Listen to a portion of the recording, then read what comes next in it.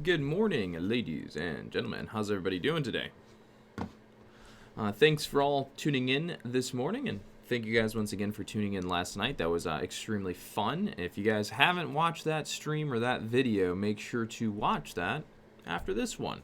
It's going to be the most recent uploaded video called The Secret to Penny Stocks, or Biggest Secret to Penny Stocks. I think a lot of you guys will enjoy that video. It's more like a class that was done all in real time, so I think you'll enjoy that. All right, we'll look at some penny stocks. We're going to do the whole spiel. We're going to run through some penny stocks. We're going to take a look at the market. We'll answer a couple questions. You guys know the dealie. All right. Good morning, Adrian. Good morning, Daily Bonus. Kelly, P-Trades, and Anna. Good morning. How are you?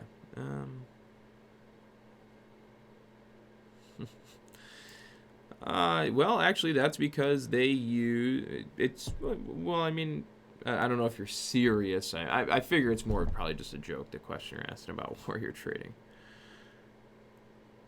Yeah, the market appears to love the jobless numbers. Not really. We'll talk about that for sure.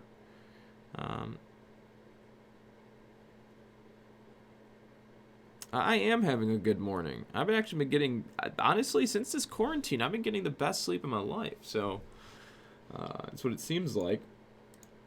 All right, let's take a look at, first things first, we're going to take a look at EDNT. Let me go over there. Okay. EDNT. This is a penny stock that everyone's following this morning. It's had a nice run. It's up pretty big. I don't think, let me just double check. Yeah, so this is EDNT. It's up really big. It's already kind of ran quite a bit, and now we're kind of seeing it fade pre-market. So I'm going to go with this is probably not going to be that great of a stock to trade on the day. I don't think we're going to get a whole lot more. It's a hard to borrow penny stock, which means it's a junk stock, and that's pretty much it. You don't have low risk buys until here, and you're really just on trend right now. So you're not overbought and you're not oversold. You're really just fair value for the day. So you're not really getting a deal on it if you were to buy it for now. So for me, I would just be neutral, and I'm going to say this is going to end up kind of resulting in it rolling over. I wouldn't really consider buying this until the market keeps trading sideways and the lower support catches up, or until it drops out and you have a bounce at 342. So until you actually get a test of 342, you're really just kind of on trend, not oversold. So I'm going to go with EDNT probably being bearish today. And the reason I'm mentioning it is because I know everyone's probably watching it. So I don't think this is going to be your candidate as a great long on the day. Okay.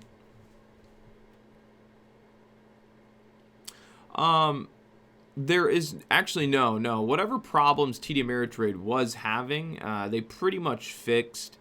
Haven't really seen the same issues, other than like the first 1 minute or 2 minutes not being able to get good execution in the first 1 or 2 minutes. But that's been the case for so long now that it doesn't even matter. And I hardly even trade the open anyway, so it's not like it even really matters to me. So, no, really the problems that they were having are pretty much resolved, at least for me. Some other people's accounts might still have some issues, but for me, it's pretty much fixed.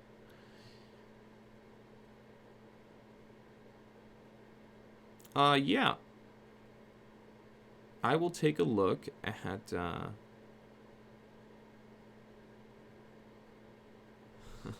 yeah, we'll take a look at Zoom for you. First things I want to do is we're going to take a touch on the market. So the market spiked up pretty good here off the jobless claims numbers. So a lot of people, and so a lot of times you just don't quite understand. So I'm going to say that you probably are going to want to actually sell that move. I probably should. I might consider doing that, but we'll watch it. We kind of just got down to retest support here. But ultimately, we're kind of high in the channel here for the market. So for me, I'm actually still going to be kind of playing the downside going into the open. I'm not going to be playing the upside too much. If it breaks out and runs, then yeah, maybe I'll start playing it. But for now, I can't really justify trying to be long on this. Doesn't really make a whole lot of sense. So I think this spike might throw some people for a curveball today going into the open. But I anticipate that we're actually going to be going the opposite way. We're going to be going back in down by market open and or at market open. So I don't really want to play the upside because of this spike. The jobless claims numbers, we knew they were going to be bad. So, I mean, yeah, it's not like it should really drive this monster catalyst in the market. We kind of already knew they were bad. So I think a lot of people might play to the upside. Maybe I should, who knows? But for right now, the intraday setups are telling me not to be long biased currently, so I'm not going to. I'm going to be remaining neutral or bearish going into the open for today, for now at least. Okay. Other than that, market's still kind of ho-humming along. Again, like I said, we're not back to trend until we get to about 300 for now. So once we get to 300, that's where I would really start building a bigger bearish case, if anything. Until then, I wouldn't be extremely bearish on the market by any means. So once we get back to 300, that's where we're kind of be back to more of a bearish outlook. Okay.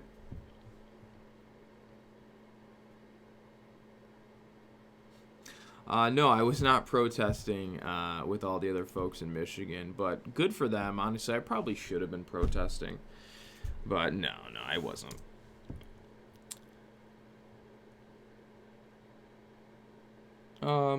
Yeah, so we'll go look at Zoom now.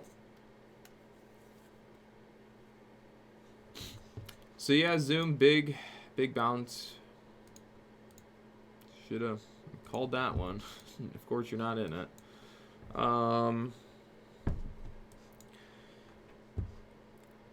In the bigger picture, in the bigger picture, you probably wouldn't want to be short bias the stock Zoom. In the short term, you probably will see it.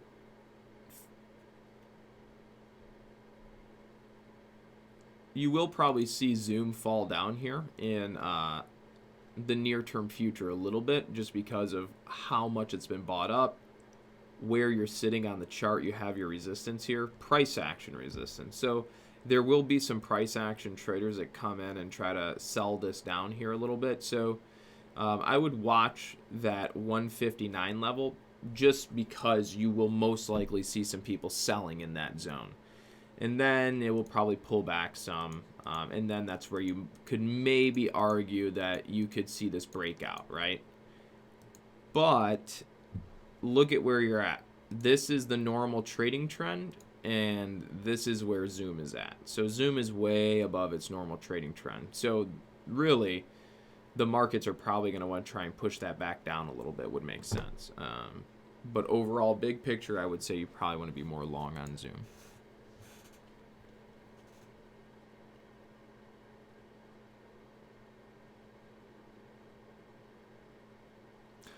Well, yeah, David. If you want to get in as fast as you can, you have to buy from the seller, right? Like if you want to sell your car today, I can tell you how to sell it really quick. Sell it for $1, and someone will buy it.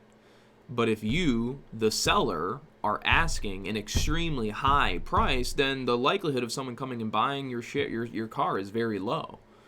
So if you want to be the stingy buyer that's just waiting for a deal to come along, you might sit there waiting to buy that car for a really long time. But if you just can't wait anymore and you just really want that new car, then go buy it from the seller at their asking price and you'll get it right away. So that's how the market works. Same thing. Bid-ask spread, you either go to the buyer or you go to the seller. So same thing as basically selling a car in real life, but just in terms of stock trading, right? So yeah, if you want to get in really quick, you'll put a limit order and just basically buy the ask. Okay.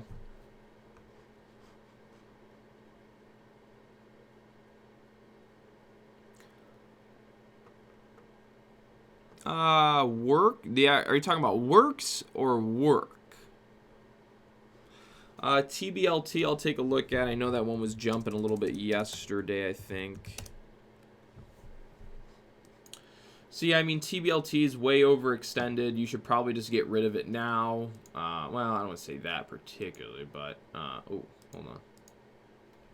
I mean, yeah, it's just, I mean, it's already overextended. I mean, it's up how much? I mean, you're already up 1,300%. Did it do a reverse split, or that literally just do that? Yeah. I mean, yeah, you're up 1,300% here, so you might as well just get rid of it. You know, your true trend on TBLT is not all the way down until 45 cents, so you're basically $1 overbought, and you should expect that this is probably going to decrease by 70, 80 cents in the near-term future. It could go a little higher, but again, your low risk buy was down here when you're in the lower side of the channel. You're way outside of that now, so you're into the selling zone. Works with the K. You just crossed into the high. You're just crossed into the upper channel, so you might have a little bit more room to the upside to maybe 29.58, maybe a peak higher, but ultimately you're in the selling side now. So you might get some long moves, but ultimately the trend is now into the sell side. You were in the buy zone down here as you were doing your U-shaped curl, right? But now you've entered into the selling side, so you'll probably see something like this happen, right?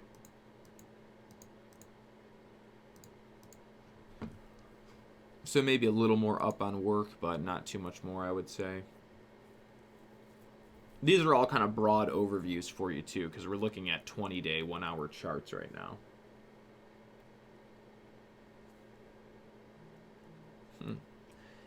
Yeah, let me... I seen it at one point. LTRPB.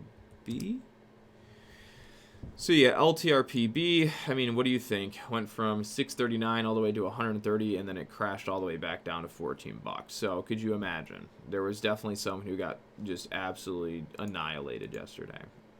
So, something like this, man, I wasn't paying attention to it, but it would have been such an obvious dip buy down here. So obvious. Man. Like, that's what I would do. I would just let that go. I would let all the FOMO traders just run that up, right? And then just wait for it to crash and then just buy that bounce. Because that bounce is 100 times more predictable than trying to find a top on that. So this is, whenever we get something like this, what I would normally trade is the bottom bounce, because that's 100% predictable and the other shit's not. So a lot of times I would just wait and then just buy this bounce. I mean, it still bounced from $15 all the way to 61, so it's not like you're really missing out on anything. You're just avoiding most of the risk when doing that. But something like this, you just leave alone now. Yesterday was the day to trade it. Now it's going to become a heartache, and it's going to hurt you more than it'll help you.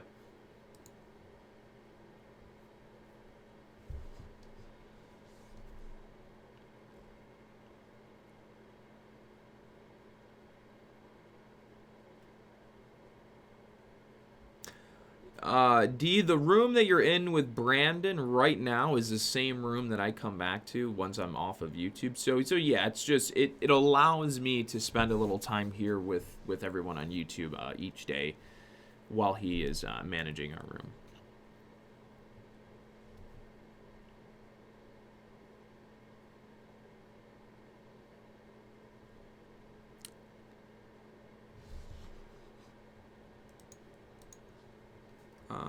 Hold on.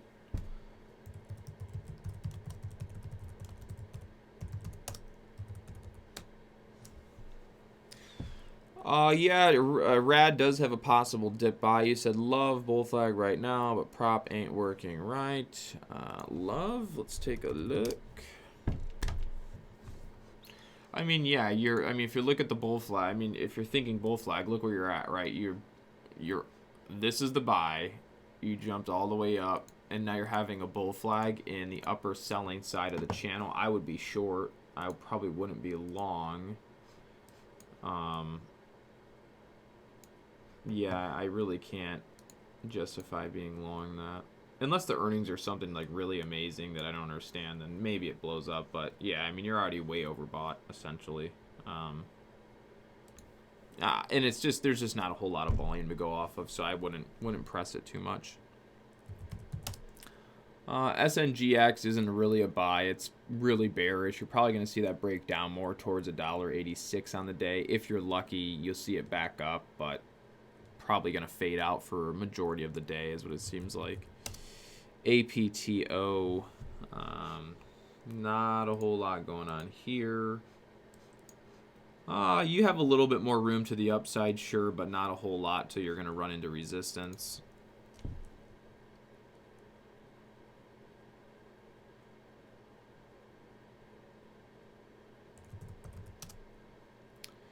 THMO, just, yeah, so I'll show you this big spike. There might have been some news. So yeah, there was news that drove the move, sure. But are you ready? Watch. Like this level right here, you see this big move where all the volume comes in? I can show you that this was most likely as the stock was crossing a particular daily chart trend. So let's see if that even like remotely holds true. Okay, ready? So you have the move here, and here's our daily chart trend. Let's see if it matches this one here.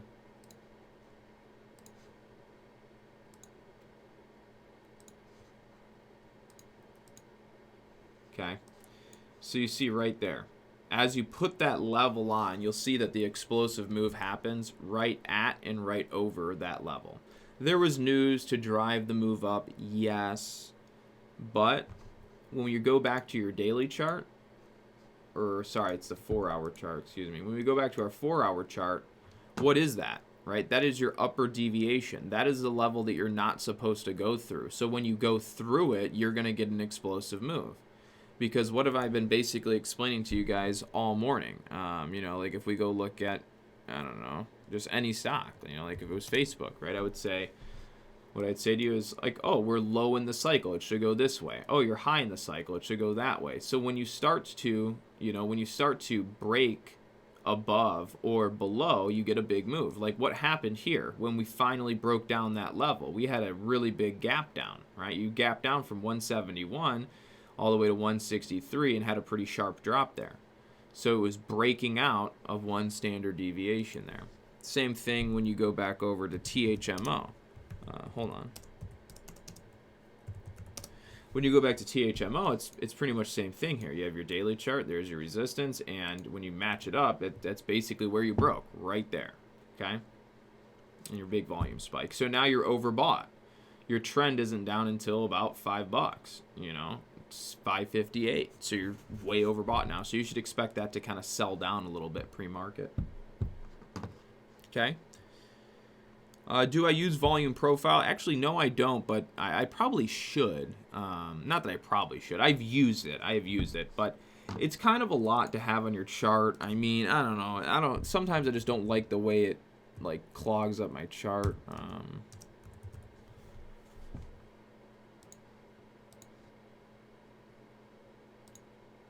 Yeah, so like there it is, right? Like, so if you're going to have it, you know, that's pretty much everything your chart's going to be, right? And so, oh, would you look at that? The explosive line starts right where the volume profile has no volume, so it makes complete sense that you'd have an explosive move there, right? So you can see that, like the volume profile matches up with the deviation, that matches up with the volume, that has the big, I mean, it all makes perfect sense, right? And so, right, when you guys are, so when you look at all this volume, right, you look at all this volume and you go, well, how is there all this volume on this candle and this candle, but majority of the volume profile is going to be up here? Well, really, this candle, everybody who was buying this candle, most of them got filled right here on the top of the candle. Everyone who was buying this candle, majority of them got filled here on the top of that candle. And then everybody's buying this up and then looking for the bull flag. So majority of the volume is located up here and not down here in those candles, because the market makers are using your orders to break the stock out to blow it up. You're the reason the market moved the way it did. So the market makers specifically used order there to blow the price up. It's pretty, yeah, anyways. So yeah, that's volume profile. You'll notice it matches up, you know, like quite a bit. So let's go like look at the SPY here, right? So remember how I was saying you want to be more, I would like to be more of a seller up here, and I don't want to be a buyer. I would rather be a seller. There's no volume here, right? So in theory, you know, that here is resistance. This makes resistance. That's what it's supposed to be, in theory, is a resistance point. And down here, where you see there's not a lot of volume, this is supposed to be a support point. So in theory, you're in the resistance zone. right? And when you get back down here, that would be where most people own the stock, essentially, you could think of. But anyways, I'm going to be, yeah, like, and then if we look at the yearly chart too, let's look at the yearly chart here. Okay. Where did your most recent big jumps happen? From down here where there's no volume, jumps up, right? And then when there was less volume here, that's where you kind of had your next big wave jump, okay? So there's a bunch of ways to use volume profile, but no, I don't particularly use it that much.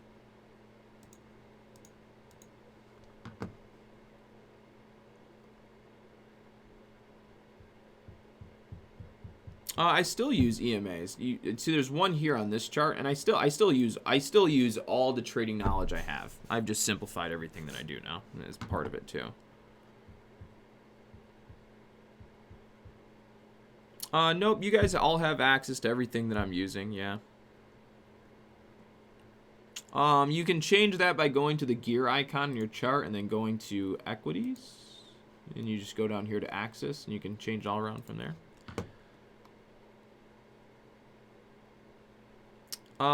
No, it's literally, look at, it's all this, I'm not telling you anything you guys don't have access to.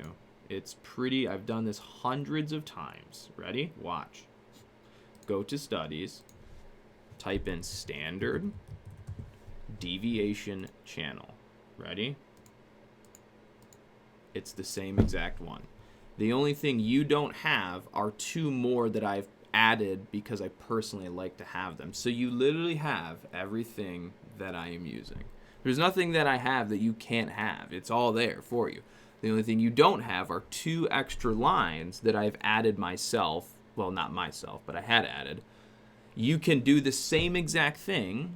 All you would have to do is then go into your studies and then change this to 1, right? You could do this. You can go 1. Or, well, type 1 if it ever works. Oh, my number locks on. There you go. So, yeah, type in 1, hit OK, apply, OK. So now you have the 1 standard deviation. And then you could open up another chart, and then you could adjust it to 2, and then you could run 2 charts side by side, and you'd have the exact same thing as mine. I know it's not custom coded all on one screen for you. I'm sorry, but I'm not teaching you or showing you anything that you guys can't have yourself without the one that I have.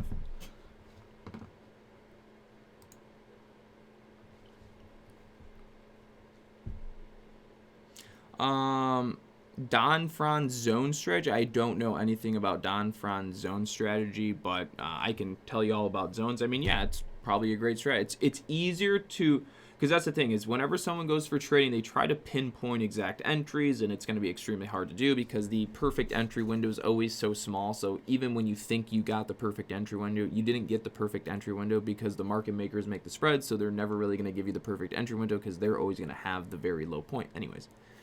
So a zone strategy just allows you to trade based on a zone, a bigger perspective, and yeah, it works great. Yeah, that's basically the same thing that I'm showing you here to an extent. But mine can get a little bit more detailed because you're just kind of looking at the trend and knowing where that trend lies.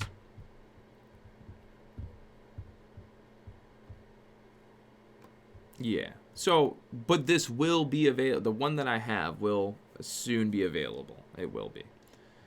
Okay.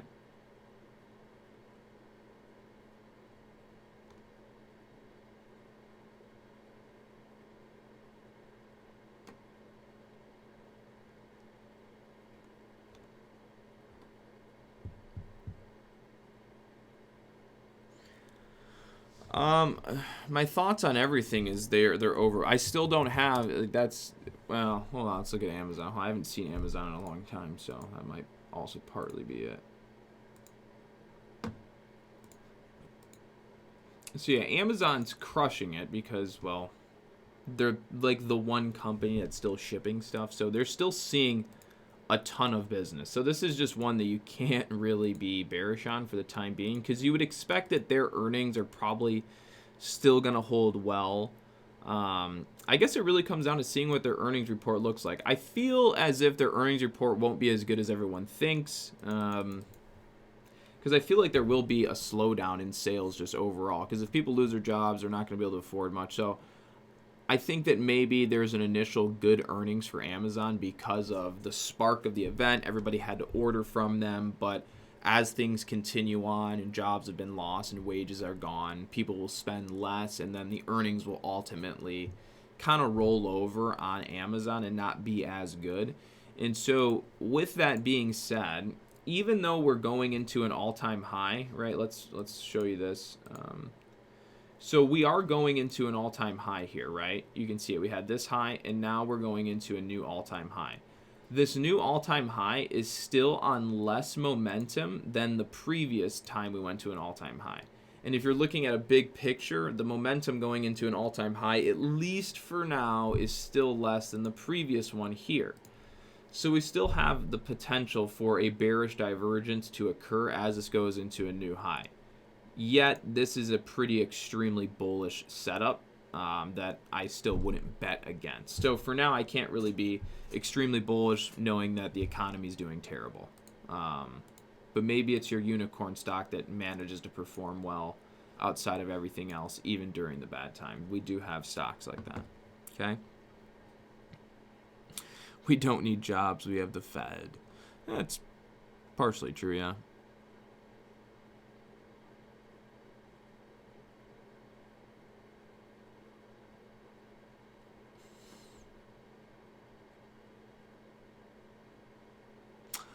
Nope, not staying on Trading Live today. I know it's Thursday, but no, we're not going to be on live today. I might do one next week or something, but for now, no. Course, yeah, I've left the course discounted because I'm still fixing a lot of stuff in it, still updating it.